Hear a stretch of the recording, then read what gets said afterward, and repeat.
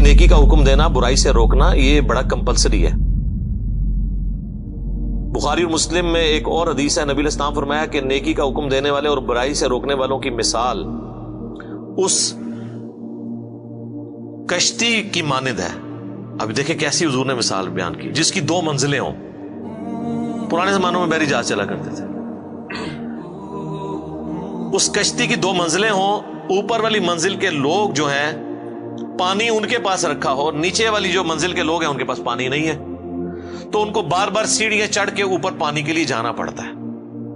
کچھ دنوں کے بعد انہوں نے یہ مشورہ کیا کہ یار یہ بار بار جو ہم اوپر جو جاتے ہیں اپنی کشتی میں سوراخ کیوں نہ کر لیں، نیچے سے پانی نکال لیں دریا کا۔ تو انہیں پتا ہے جو کرے گا تو پھر ہوئے گا کہ حضور علیہ السلام نے فرمایا اب جو اوپر والی منزل کے لوگ ہیں جب ان کو یہ بات پتا چلے اور وہ یہ کہنا شروع کر دیں وہ تو خیر ہے اپنے حصے کی منزل میں سوراخ کر رہے ہیں، ہمارا کیا لے رہے ہیں، تو وہ بھی ڈوبیں گے اور نچلے بھی ڈوبیں گے، اور اگر وہ ان کو روک لیتے ہیں تو خود بھی بچ جائیں گے، ان کو بھی بچا لیں گے۔ حضور نے فرمایا یہ مثال ہے نیکی کا حکم دینے اور برائی سے روکنے کی، کہ جو لوگ نیک وہاں پہ موجود ہیں اگر وہ برائی سے باقی لوگوں کو نہیں نا روکتے تو ہم تو ڈوبے ہیں صنم، تمہیں بھی لے ڈوبیں گے، تمہیں اس لیے لے ڈوبیں گے کہ تمہیں اللہ پوچھے گا بھائی تجھے اپنے دنیا کے نقصان پہ تو غصہ اور غم ہوتا تھا، جب میرے دین کا جنازہ نکل رہا تھا تو چپ کر کے بیٹھ کے اے سی والے کمروں میں سبحان اللہ روزانہ 100 دفعہ الحمدللہ اللہ اکبر، یہ تو بڑا آسان ہے نا، سبحان اللہ و بحمدی 100 دفعہ صبح 100 دفعہ شام نو، اے تو کام پا کے رکھے، اصل جڑا کام کرنے تو کیتا ہی کوئی نہیں۔ Point to be noted. ایک اور حدیث ہے بخاری مسلم میں، نبی علیہ السلام فرمایا میں نے جہنم میں اپنے امتیوں میں سے بعض واعظین کو، واعظین یعنی علماء کرام کی اتنی عزت ہے، ان کو دیکھا کہ وہ اپنے پیٹ کی انتڑیوں کے گرد جہنم میں چکر کاٹ رہے ہیں جس طرح کہ کولو کا گدھا۔ عرب میں نا وہ آج بھی ہمارے انٹیریئر پنجاب کے اندر اب تو بہت کم ہو گیا یہ چیز، بہت بیکورڈ ایریا میں ہوتا ہے کہ وہ بیل کو چلا کے نا تو گندم کے سٹے رکھ دیتے ہیں، وہ ان کے اوپر جب وہ پڑتا ہے ان کا پاؤں تو وہ ان کے دانے لادا ہوتے ہیں، تو گدھا بھی اس کام کے لیے استعمال ہوتا ہے۔ تو اس طرح وہ جہنم میں چکر کاٹ رہے ہیں اور اہل جہنم ان کے گرد جمع ہو کے ان سے پوچھتے ہیں حضرت صاحب تسی بھی، آپ تو ہمیں نیکی کا حکم دیتے تھے، تو چلو ہمارا تو سمجھ آتا ہے کہ ہم نے آپ کی باتوں پہ عمل نہیں کیا اور ہم بھی جہنم میں آپ کے ساتھ ہیں، آپ کیوں پہنچ گئے ہیں؟ تو کہیں گے کہ ہم بس کہتے ہی تھے آپ کو کر دے ہو یہ جو تسی کر دے ہو، اسی لیے کہتے ہیں نا کہ وہ کام نہ کرو جو مولوی کرتا ہے، وہ کام کرو جو مولوی کہندا ہے،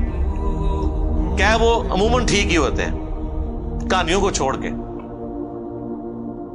اور بعض روایتوں میں یہ ہے کہ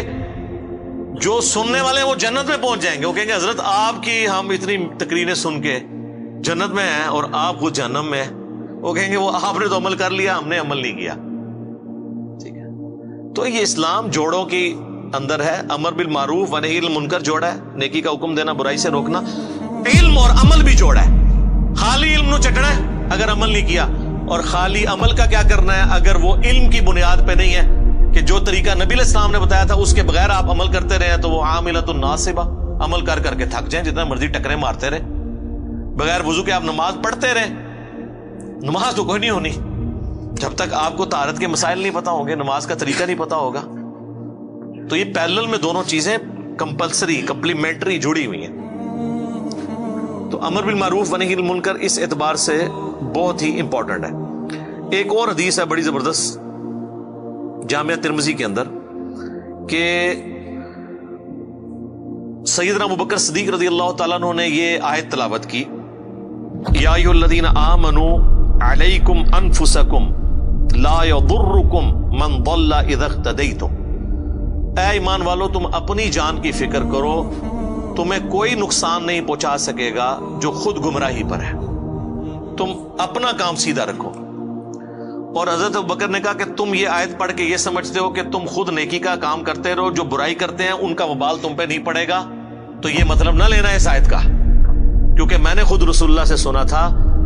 کہ اگر کہیں پہ لوگ موجود ہوں اور وہ برائی کو دیکھتے ہوں اور برائی کو روکنے کی کوشش نہ کریں تو عنقریب اللہ ان سب پہ عذاب بھیج دے گا، اور وہ دعا کریں گے ان کی دعائیں بھی قبول نہیں ہوگی، یعنی نیکوں کو بھی رگڑا لگ جائے گا۔ پھر اس آیت کا کیا مطلب ہے کیا ایمان والو تمہیں گمراہ کی گمراہی نقصان نہیں پہنچائے گی اگر تم ہدایت پہ ہو؟ مراد یہ ہے ہدایت پہ کون ہوگا؟ جو نبیوں کے طریقے پہ ہوگا۔ ہدایت پہ یہ ہے کہ آپ خود بھی سیدھے راستے پہ چل رہے ہیں اور لوگوں کو نیکی کا کہہ رہے ہیں، تو اب آپ ہیں ہدایت پہ۔ آپ کی دعوت کے باوجود کوئی برائی پہ چل رہا ہے نا، تو اب اس کا برائی پہ چلنا آپ کو نقصان نہیں پہنچائے گا۔ ہاں اگر آپ خود نیک عمل کر رہے ہیں، کسی کو روک نہیں رہے ہیں، تو اب اس کی برائی کا وبال بھی آپ پہ آ جائے گا۔ تو دیکھیں صحابہ کرام جو ہے نا، وہ کس طرح حضرت ابوبکر نے خطبہ دے کے کہا کہ ایسا غلط مطلب نہیں جائے آئندہ لے لینا کہ جی بس میں سیدھا ہوں، بس ٹھیک ہے، باقی جان جدھر مرضی، میرا کہ لینا دینا۔ یہ اس صورت میں ہوگا جب آپ ان تک بھی بات پہنچا دیں اور پھر بھی وہ نہ مانے، پھر ٹھیک ہے، آپ کو کوئی نقصان نہیں ہوگا ان کی وجہ سے، ورنہ رگڑا لگ جائے گا۔ خیر اس کے اوپر میں کئی ایک احادیث بیان کر سکتا ہوں۔ To cut the story short, یہ کامیابی کے لیے امر بالمعروف و نہی عن المنکر بھی ضروری ہے، اور یہی وہ خوبی ہے جو ہمیں نبی علیہ السلام کی وجہ سے ملی، ختم نبوت کی وجہ سے، اور وہ اس لیے کہ پوری کائنات کے لیے آپ کو پیغمبر بنا کے بھیجا گیا۔